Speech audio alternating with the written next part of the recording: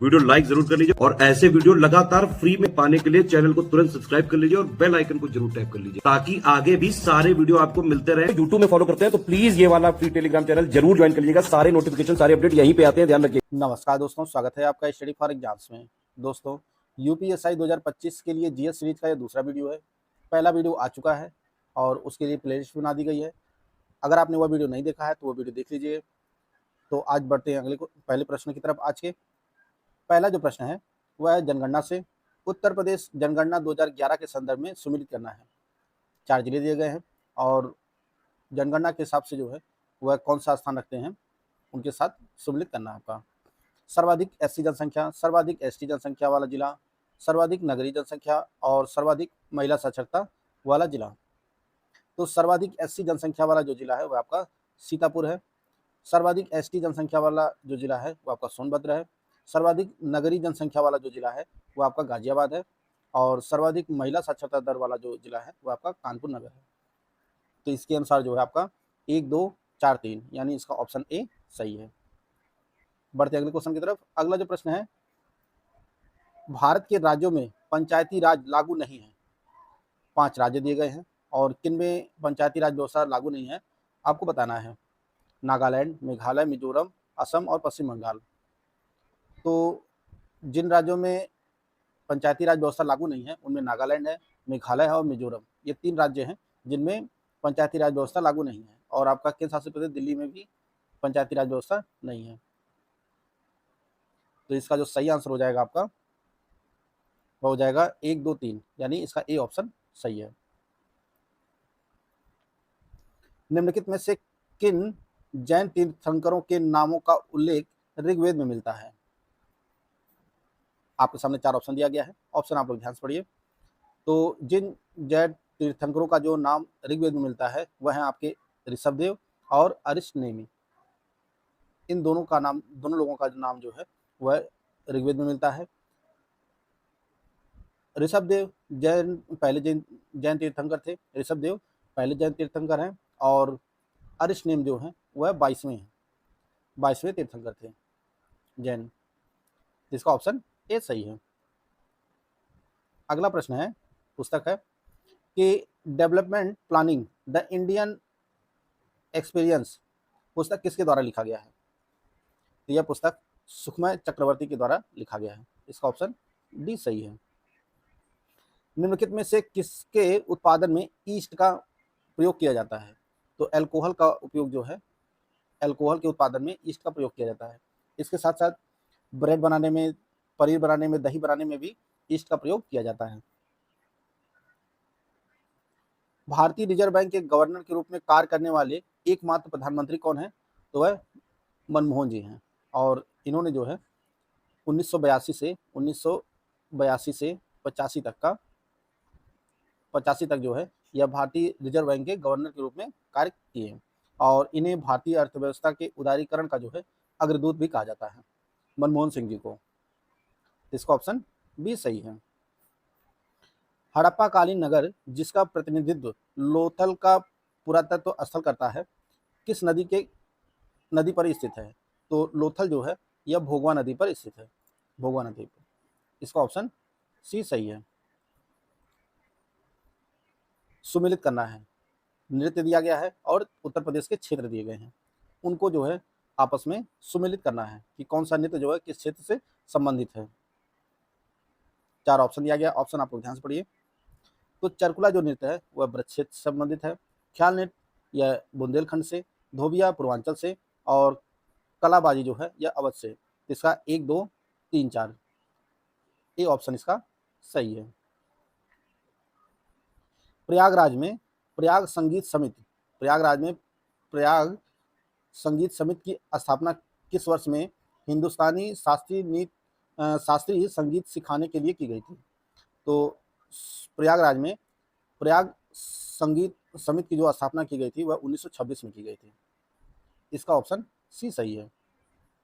Hepatitis B एक जानलेवा संक्रमण है, वृक्क, यकृत, मस्तिष्क, हृदय। तो इसका सही आंसर है आपका लीवर। यकृत जो है, हेपेटाइटिस जो है यकृत को संक्रमण करता है। जो प्रभावित अंग है हेपेटाइटिस बी में वह यकृत है। इसका ऑप्शन बी सही है। एक भारतीय एथलीट जिसे लोकप्रिय रूप से पॉकेट डायनमो के रूप में जाना जाता है, तो वह भारतीय एथलीट है खाबा खासाबा खासाबा दादा साहेब जाधव। इन्हें जो है पॉकेट डायनमो के नाम से जाना जाता है और ये पहलवान,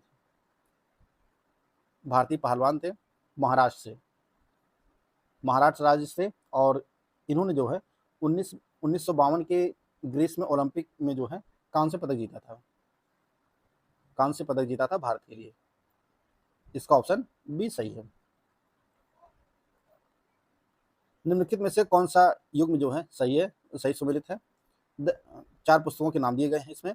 the Indian struggle Subhash Chandra Bose, दूसरा है economic history of India C R Dutt, rise of the Maratha power Mahadev Govind Ranade, और चौथा है new lamp for old Arvind Ghosh. तो इसका जो सही आंसर है वह आपका ऑप्शन डी है। ये इसके चारों युग्म जो है वह सही सुमेलित है। बढ़ते अगले क्वेश्चन की तरफ।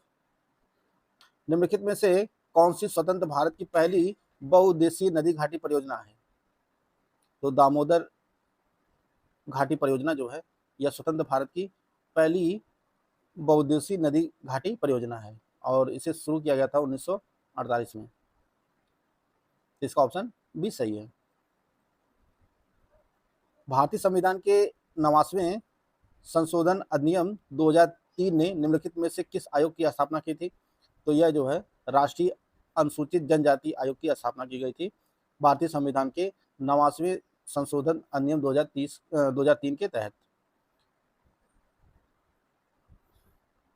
एनसीएसटी की स्थापना की गई थी, एनसीएसटी की स्थापना की गई थी। इसका ऑप्शन डी सही है।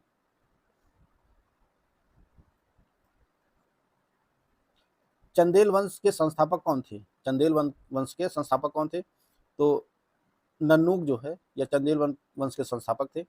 चंदेल वंश जो है यह बुंदेलखंड क्षेत्र जो है उत्तर प्रदेश में, बुंदेलखंड जो क्षेत्र है मध्य प्रदेश में भी आता है, वहीं पर जो है इसका शासन था, जिसे उस टाइम पर जेजाक भुक्त के नाम से जाना जाता था। बुंदेलखंड क्षेत्र को जो है जेजाक भुक्त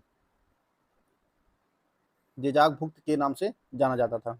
और चंदेल वंश के शासकों ने जो है 9वीं शताब्दी से 13वीं शताब्दी तक जो है शासन किया था। 9वीं से 13वीं शताब्दी तक जो है शासन किया था चंदेल वंश के शासकों ने। इसका ऑप्शन डी सही था। नन्नूक जो है चंदेल वंश के संस्थापक थे।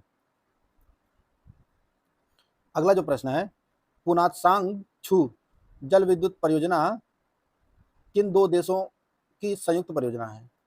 तो यह जल विद्युत परियोजना जो है यह भारत और भूटान की जो है संयुक्त परियोजना है और इस परियोजना को जो है भूटान में स्थापित किया गया था, भूटान में। और इसकी वित्तीय सहायता जो है भारत ने किया है और इसके लिए जो समझौता किया गया था यह 2006 में किया गया था, 2006 में किया गया था और अभी हाल ही में जो है यह परियोजना चालू हो गई है। और भारत की कंपनी है भेल, इसी ने जो है इसका निर्माण किया है। इसका ऑप्शन सी सही है।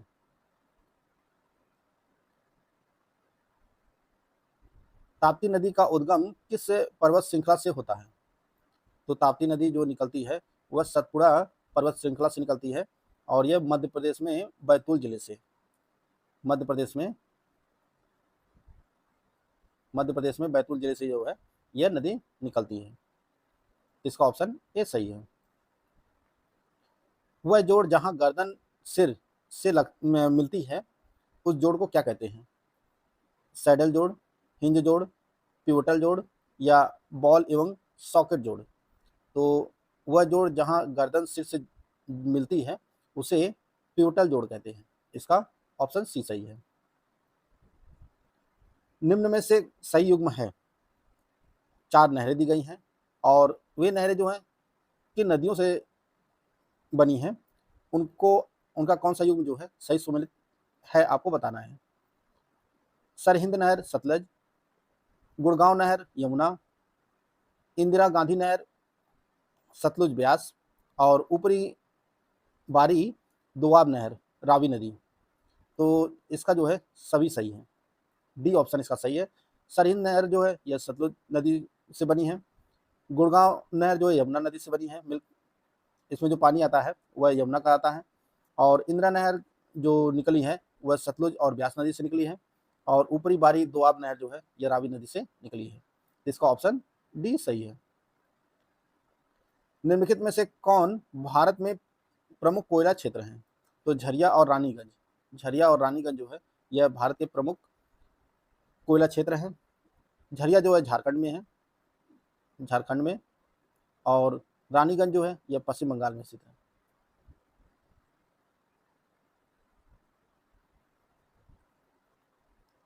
निम्न में से कौन सी हर्षवर्धन द्वारा लिखा नहीं गया है? कौन सी पुस्तक जो है हर्षवर्धन द्वारा नहीं लिखी गई है? तो इसमें जो पुस्तकें दी गई हैं रत्नावली, कादम्बरी, प्रियदर्शिका और नागानंद। तो इसमें जो कादम्बरी रचना है यह बाणभट्ट की रचना है। बाकी तीनों रचनाएं जो है वह हर्षवर्धन की हैं। अगर आप यूपीएसआई 2025 की कंप्लीट तैयारी करना चाहते हैं तो आप हमारे पेड बैच से जुड़ सकते हैं। पेड बैच में आपको पूरे 400 नंबर के रिटन एग्जाम की पूरी तैयारी कराई जाएगी। जो पूरा सिलेक्शन मटेरियल है वो मात्र आपको सिर्फ और सिर्फ 99 रुपये में मिलेगा। इसमें आपको रिकॉर्डेड क्लासेस दी जाएंगी, पूरा स्टडी मटेरियल दिया जाएगा, नोट्स दिए जाएंगे, सब कुछ दिया जाएगा मात्र 99 रुपये में। टेस्ट सीरीज का जो बैच है वो मात्र 49 रुपये में है। करना क्या है, आपको ज्ञान सर एजुकेशन ऐप को इंस्टॉल करना है और उसमें कूपन कोड यूज करना है ज्ञान सर डिस्काउंट। यह कूपन कोड यूज करेंगे तो आपको 90% तक का डिस्काउंट मिल जाएगा, और यह कोर्स मात्र आपको 99 रुपये में मिल जाएगा। और टेस्ट सीरीज वाला बैच जो है वो मात्र 49 रुपये मिल जाएगा। पेड बैच से जुड़कर जो है आप अपनी तैयारी को बेहतर कर सकते हैं। सल्तनत काल के दौरान ग्राम प्रशासन के लिए अधिकारियों के संदर्भ में सही सुमेलित है। प्रशासन के लिए मुकद्दम, और राजस्व संग्रह के लिए पटवारी, पंचों की सहायता से विवादों के समाधान के लिए चौधरी। तो इसमें जो सही सुमेलित है वो आपका तीनों है।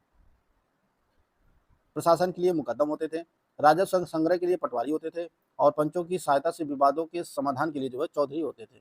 इसका ऑप्शन डी सही है।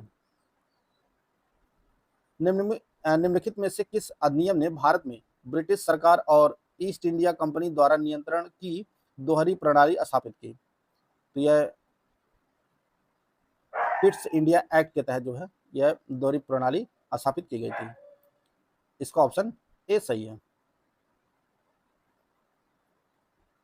हर साल अंगदान दिवस किस दिन मनाया जाता है? तो हर साल जो है अंगदान दिवस 13 अगस्त को मनाया जाता है। इसका ऑप्शन सी सही है। तो दोस्तों यह कुछ महत्वपूर्ण प्रश्न होते थे जिनको हम लोग इस वीडियो में कवर कर चुके हैं। वीडियो अगर आपको अच्छा लगे तो लाइक कर सकते हैं, चैनल को सब्सक्राइब कर लीजिए। मिलते हैं नेक्स्ट वीडियो में, तब तक के लिए जय हिंद, जय भारत।